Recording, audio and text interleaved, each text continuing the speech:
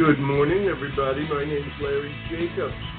This is K12 Education Talk Radio.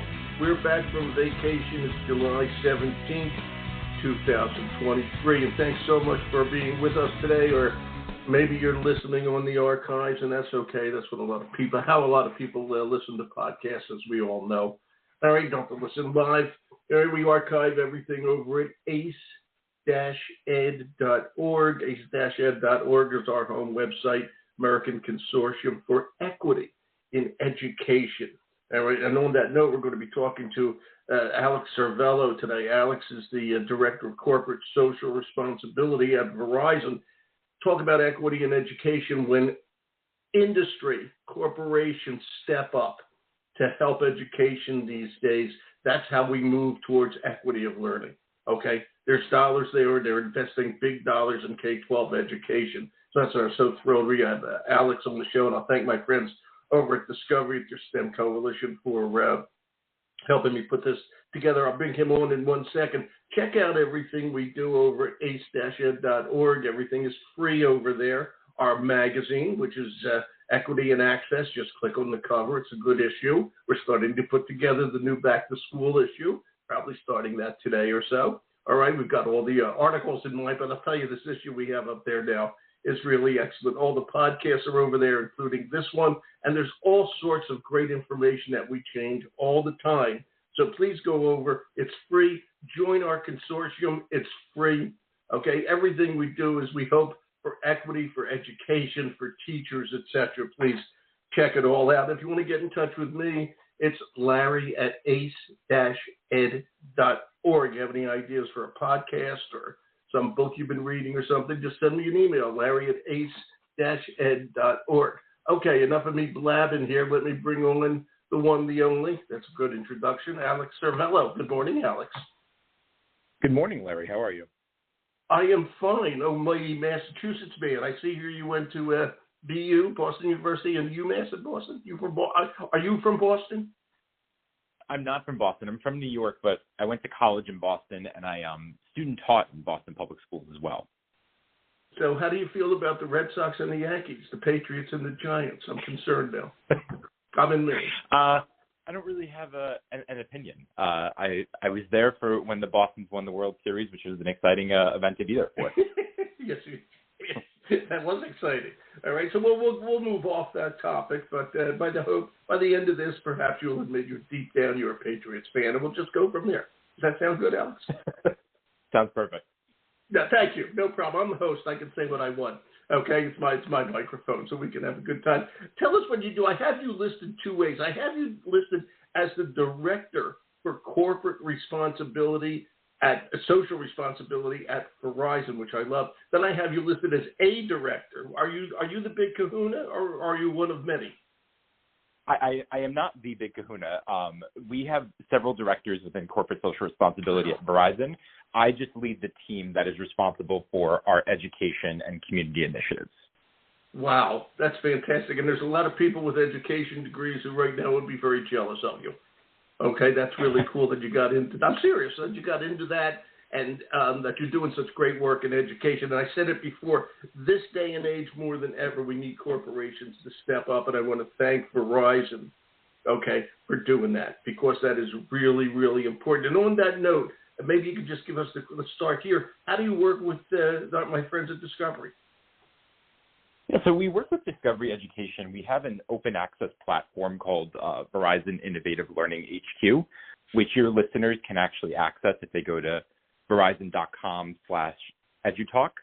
And on that site, we have over 10 years of experience in working in schools across the country. We have professional development, lesson plans, and apps that are really focused on how to bring technology into the classroom. Cool. With Discovery Education, we actually created Time-Pod Adventures, which is an augmented reality experience that brings students to the surface of Mars. But one of the things that's really inherent to the way that we do a lot of our work is that we did not want it to just be this app. We wanted to ensure that educators also have resources on how to use technology. So we developed things like master classes where educators could really see teachers in the classroom using the app and seeing some of the complications of it, as well as some of the ways that they can make it easier on themselves, and also paired it with lesson plans. So we've really created a robust resource. Again, and I got to say something. When you reach out and you work with a company like Discovery, they're good friends of mine. Okay, I do a lot of work with them here on the air. I mean, it's just really good. And I have to ask you, as director, how do you interact with literally you with Discovery, with the educators they set up? And how does your team literally, if I may, maybe they don't, interact with schools, etc., or are you leaving that side of it, the actual interaction, to the Discovery folks, and they're feeding you the good stuff, and you guys are helping to pay for it? I think that's a great question. I think that's definitely not the latter that you said of paying for it and then letting Discovery kind of take the reign is not the way that we focus our work. So my team is really developed. I'm a former educator. My team is a good number of them are former educators. We have some people that have education policy experience, and we also have people who are parents that are a major stakeholder in education that we definitely need to be including in these conversations. Absolutely. And when Discovery Education approached us about a partnership, we were actually initially looking at a partnership within our schools program. So we run VERIZON Innovative Learning Schools that are Title I middle and high schools across the country, where students have access to one-to-one technology and the teachers get comprehensive professional development, as do district leaders. And Discovery Education, we actually offer that as a resource that they can use their digital resources. When we launched VERIZON Innovative Learning HQ, we had this opportunity to bring on this AR application. My team works very closely with Discovery on a weekly basis, I'd say, where we actually work with them through the immersive learning creation process. Discovery is handling all of that. They are obviously creating the experience. They're creating the resources. They're housing them within their Discovery education experience. So we meet with them on a very regular basis. I actually just met with the Discovery team last week to really talk about what the next quarter looks like, how we're aligning this work. So it's definitely not a here's your money and run with it, but rather something where it's a true partnership. And I really appreciate Discovery's commitment to that as well. You do, and I appreciate what you said a few minutes ago about Verizon, the team you work with at Verizon. Okay, and I think that's important. You work with Verizon, who really cares about this enough to hire people with education backgrounds, to bring in the parents, okay, of people you work with, etc., to put all that together, okay, to be able to talk to our friends at Discovery, who then get the two teams working together, create just what they need. I think that's really, really important that you guys are doing that. Okay, and I'm really glad I asked that question. How many Verizon Innovative Learning Schools are there? These Title I schools. So right now we are in 561 across the country. Wow. Wow. And in 35 of those districts, we are actually in 100% of the eligible middle schools. So we have some districts where every single middle school student is a Verizon Innovative Learning student. Wow. Wow, that's pretty cool. And how do you select, or how do they apply, or how does a school apply to become a Verizon Innovative Learning School? So we work in partnership with Digital Promise, which is a nonprofit partner of ours. Sure. And they actually handle the selection and vetting of the schools. The requirements are that a school has to have at least 65% of their students qualifying for free or reduced lunch. And they go through an application process to actually be selected, because it is a very comprehensive program that obviously every student gets a device. And the important thing about those devices is that they also have an LTE connection in them. So if a student does not have home internet access, they can still access it through that device. But it's also making sure that they are fully understanding how to use technology on a regular basis. What we see sometimes with technology integration programs in schools is that it starts and ends with the device. And then if you don't actually have the appropriate processes and systems to make sure that students have equitable access to those devices, you see technology integration programs begin to sort of die off. And we wanted to make sure that we were building a program where we actually built in sustainability so that the school understood how to use that technology appropriately and build those systems. It's just excellent and so well thought out. Okay, and when will we get to 562 or further? Are there plans to do more as needed? There are plans to do more. In the fall, we actually announced that we have an additional 31 schools that are joining in the fall of this year. So by September, we will be in an additional 31 schools. So we are constantly growing. But I think that Verizon Innovative Learning HQ, that platform that I mentioned earlier in the beginning of the show, yep. is a way for anyone to really access these resources, right? So while we use these Title I schools where we have our schools program as a place where we could do some really deep involvement on technology integration, the website is really a great place for people to access the tools that they need, no matter what their entry point is with technology integration. And I'm going to ask you an interesting question, and I'm going to preface it with a little statement here. If companies have to step up to create a workforce of the future, okay? Now, I know every company, including Verizon, that is investing in education right now cares about the kids they're investing in. So I just want to make that point clear. But there's another point. And the other point is if schools don't have money, all right, and the right tools, the kids are not going to be ready to be 21st century workers, okay, whatever that entails, okay, because it's going to obviously high-tech world we're in, all right? And to talk about that aspect of it, okay, what is the goal? Okay, when all's said and done, Alex, and I know you guys do it from your heart and you're putting your, if I may, your money where your mouth is, where your heart is, okay, and I think it's wonderful. When you guys develop all this, what are the goals for Verizon? Yeah, that's a great question. So thank you. Let me take a step back and talk about corporate social responsibility, and then I can go into education. So from a corporate social responsibility perspective, we have a social responsibility framework called Citizen Verizon. And one of the pillars is digital like the French Revolution, Citizen Verizon. They keep his head on. Yeah. Hello, I do, Citizen Verizon. I'm sorry. Go ahead. I couldn't resist. I'm sorry. Yeah. No, fine. So within digital inclusion, we think about addressing the barriers to connectivity and access at large, right? My team is really focused on one goal that we have within digital inclusion, which is providing 10 million youth with digital skills training. And I think that's an important clarification there, because it's not 10 million youth with connectivity. It's really thinking about, now you have connectivity, now you have a device, do you have the appropriate skills to take that and move forward with it?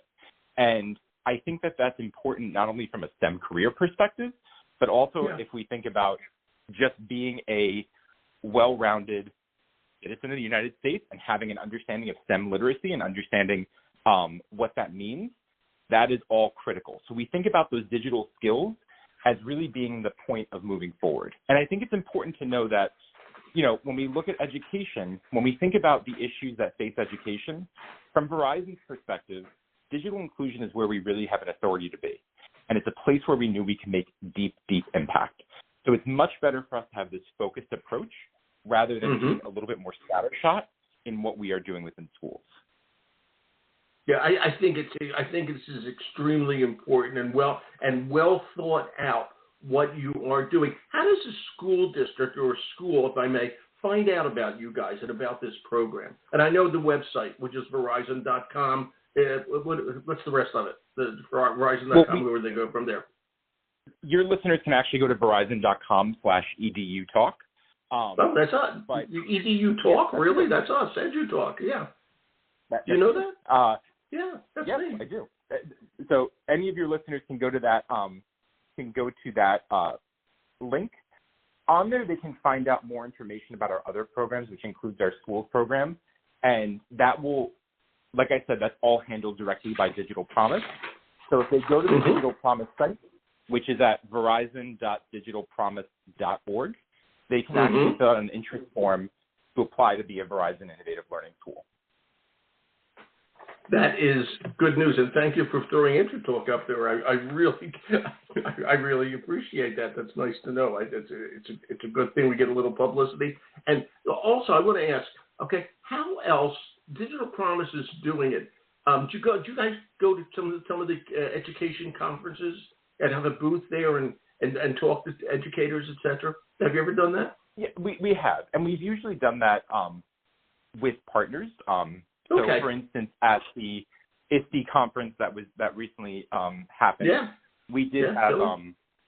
McGraw-Hill is another partner of ours that did have a booth Okay. at ISTE. And then Arizona State University is a big partner of ours in creating a lot of our curriculum for our labs. They actually had a workshop for educators.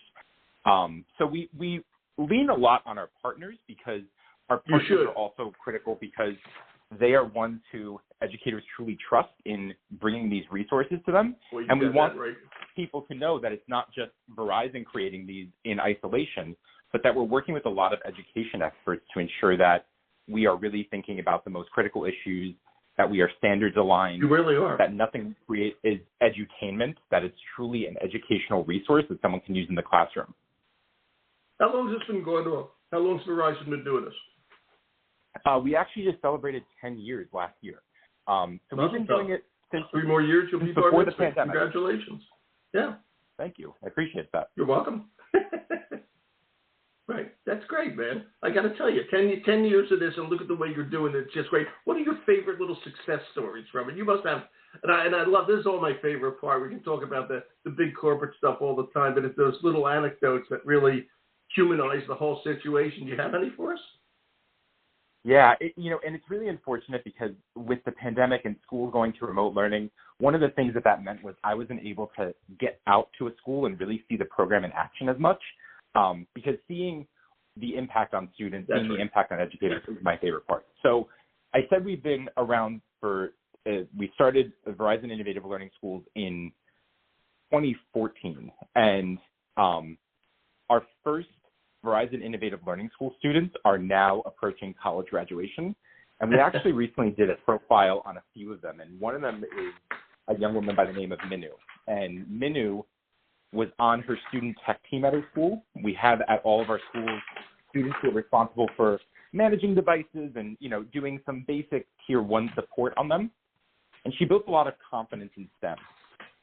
She is now at Temple University studying computer science, with a real focus on thinking about how to create more pathways for women in that field. And what I love about it is that Minu still regularly goes back to her middle school, which is still involved in Verizon Innovative Learning with a lab there as well. She volunteers, she speaks to middle school students, and she really gives back to the community. And that's one example. We have reached many, many students, but I think of students like Minu, where we actually can now track, she is in college and she is studying STEM, and we can go back to middle school as being the real spark because of Verizon Innovative Learning that led to that. Wow. Makes you feel good, doesn't it? It makes me feel great, yeah. And yeah. Go ahead. You finish what you've been saying. No, please, go ahead. Okay. At any rate, how long will this continue? And by the way, I just want you guys have put into your corporate social responsibility plan. Okay, recently you put in another $3 billion. That's billion with a B, right? I'm sorry. Repeat that last piece again. I will repeat. Okay, Verizon recently committed $3 billion, as part of the corporate social responsibility plan. That'd be a lot of money, okay? Mm-hmm. And what are you going to do with what is there a percentage going to education? And I also want to say you guys are also involved in community projects, et cetera, et cetera. Okay, so it's not all of that $3 billion goes into education, okay? But so of that $3 billion, how does it all work together when you guys get into like a arm wrestling fight, see who gets the big bulk of the money, or what? How's it work? Well, so I'll tell you that, like I mentioned earlier, our goal that my team is focused on is reaching 10 million youth with the digital skills training by 2030. I can also say that we have committed over $1 billion towards STEM education as a company. Wow. So we have made that commitment already, but the real figure that we're focused on is reaching the 10 million youth, which we are on target to reach by 2030. And is that all U.S.? Are we talking about just U.S. or are we talking about worldwide? No, that is all U.S. right now. That's great, man. I got to tell you, that is really, really, really something. Alex, I got to ask, this is more personal to you. Okay, I have this note here. You were a biology major at BU. Okay, then you have a master's in education. Obviously, you were thinking of becoming a science teacher of some sort. Okay, I would imagine. All right, and then you got into this. All right, what was that transition like? Your mindset and your college degrees are in biology. Okay, and then education. Obviously, teaching was on your mind. You have a master's. Okay, but then you get into this. Okay, what's that transition like? Go into corporate, so to speak, as opposed to into a school district. Yeah, so I was in a school district. I was a district administrator for science and technology for Yonkers Public Schools, which is just north of the city. And I know, right near Tarrytown. I know just where it is. We know where it is. Oh, great. Good old Yonkers. That's great. Yonkers. Yeah. Yeah. I think part of my interest in going into district leadership was really thinking about, okay, I've looked at these changes that happen with 30 plus students in a classroom. Now, how do we think about this on a district level? And I think what Verizon's really afforded me personally the opportunity to do is now think of how we can make really large scale national change. I also think you can. What's really to me to Verizon is being where I've been in education, I have seen corporations come into education. I've seen corporations make investments, but I have not seen this level of commitment like I've seen from Verizon that I really appreciate, that I appreciate the holistic approach to it. And it makes me really proud to be able to lead it and watch my team continue to lead this and think critically about how we're really addressing the needs. It's just really, impactful work, and I think it's really rewarding. Yeah, it is. So I really appreciate it. It is, and I love what you're saying because so many teachers, and you know as well as I do, there's a teacher shortage right now. Okay, and a lot of and retention problems. A lot of teachers are leaving. Okay, and I don't want anybody to leave the profession. All right, but what I love, and this is the important thing you're doing. You did leave. Okay, a school district, but look at what you're doing now. Okay, look how Verizon was able to see how someone who had been teaching, okay, and had been an administrator could help their program. And I think that's incredibly important to make that note, okay? Teachers are extremely talented people. In all modesty, I was one, okay, for a number of years. All right, many years ago, but I was. And the point is, I want teachers to understand, okay, the impact of what they do and what they can do. All right? And you are as involved, if not more so, in education, Alex, than you were when you were in the classroom, when you were in Yonkers Public Schools. Look at the impact you're making nationally. And I just think that's really an important thing to say. But thank you, sir.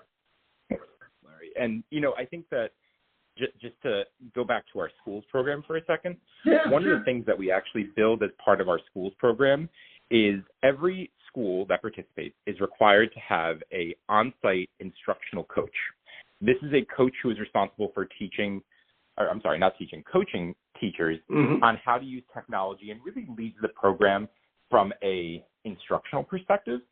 And what's always exciting to me about that is thinking about some districts where we really created a career ladder that maybe didn't exist before. We're really creating opportunities for teachers to demonstrate leadership potential. And it's really focused on instructional coaching, not necessarily being the most tech advanced or the tech savvy, because at the end of the day, if you don't have strong pedagogy, you're not going to have strong technology integration. And I just think about some of these districts where they may not have coaches, and now they're creating a position for the first time. And now we've created a new pipeline for an educator where it's no longer, I don't want to be in the classroom anymore, but I don't want to be an administrator, so I need to leave education. And rather now having more options for educators to keep really well-positioned educators in the school. Yeah, thank you. Thank you for saying that, and thank you for doing that. Okay, because that is just key stuff. Teachers have an amazing, I'm going to say it differently, educators have an amazing impact, okay? And they have it from the corporate level to the classroom level, okay? It's that simple, okay? And when we get the right people, when you get the combination in there, there's a lot of power going on. Alex, this has been great. Thank you so much for being with us today. Thank you. And thanks for all the work. Thank you so much. Okay? Thank you. And we'll be in touch. Get in touch with me anytime something new pops up, whatever the case may be. You're welcome to just get in touch, Larry at ace-ed.org, and I'm happy to bring you back on at any time you want. Okay? I appreciate that. Thanks, Larry. Thank you, Alex. Have a good day. Bye-bye. Bye. Okay, everybody. What can I say? Verizon.com/edutalk. That's easy to remember. Okay? Education Talk Radio right here. All right? And we're going to archive the show over at ace-ed.org. That is our home website. Go over there, check it all out, and please feel free to get in touch. Hey, it's a hot day. I hope everybody's taking it easy. It's even hot and humid here in Maine today. Okay, but if you're down south, Texas or whatever, I think out west as well, it's wiggly west. It's really pretty gruesome, so be safe. All right? I'm Larry Jacobs. Thanks for listening. Bye-bye.